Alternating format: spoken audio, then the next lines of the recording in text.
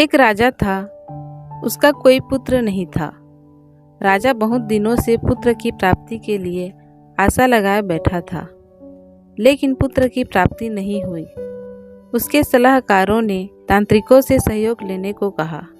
तांत्रिक की तरफ से राजा को सुझाव मिला, यदि किसी बच्चे की बलि दे दी जाए तो राजा को पुत्र की प्राप्ति हो सकती है। राजा ने राज्य में ढिंढोरा पिटवा दिया। जो अपना बच्चा बलि चढ़ाने के लिए राजा को देगा, उसे राजा की तरफ से बहुत सारा धन दिया जाएगा। एक परिवार में कई बच्चे थे, गरीबी भी बहुत थी।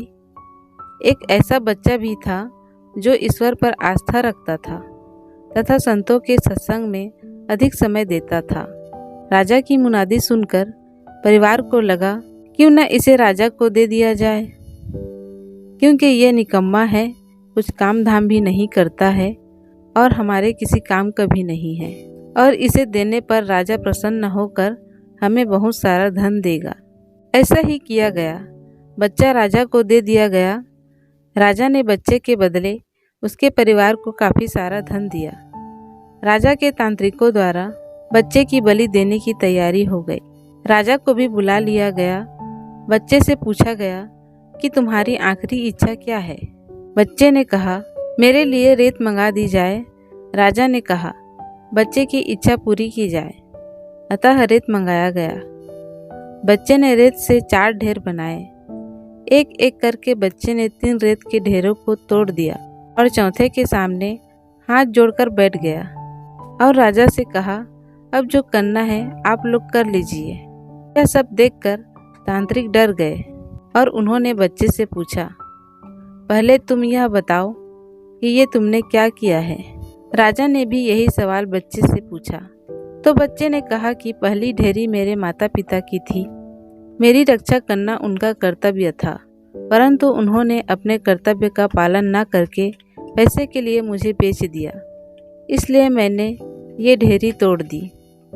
दूसरी ढेरी मेरे सगे संबंधियों की थी, परंतु उन्होंने भी मेरे माता पिता को नहीं समझाया, अतः मैंने दूसरी ढेरी को भी तोड़ दिया। और तीसरी ढेरी, हे राजन, आपकी थी, क्योंकि राज्य की प्रजा की रक्षा करना राजा का ही धर्म होता है। परंतु जब राजा ही मेरी बलि देना चाह रहा है तो ये ढेरी भी मैंने तोड़ दी। और चौथी ढेरी मेरे ईश्वर की है। अब सिर्फ और सिर्फ अपने ईश्वर पर ही मुझे भरोसा है, इसलिए यह एक ढेरी मैंने छोड़ दी है।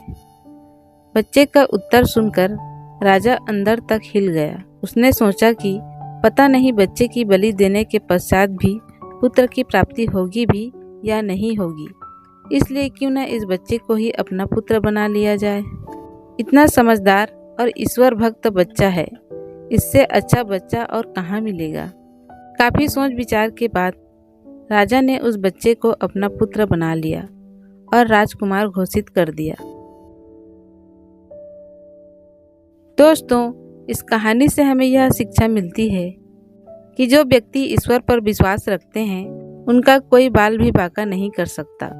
यह एक अटल सत्य है। जो मनुष्य हर मुश्किल में केवल और केवल ईश्वर का ही आसरा रखते हैं, उनका कहीं से भी किसी भी प्रकार का कोई अहित नहीं हो सकता है।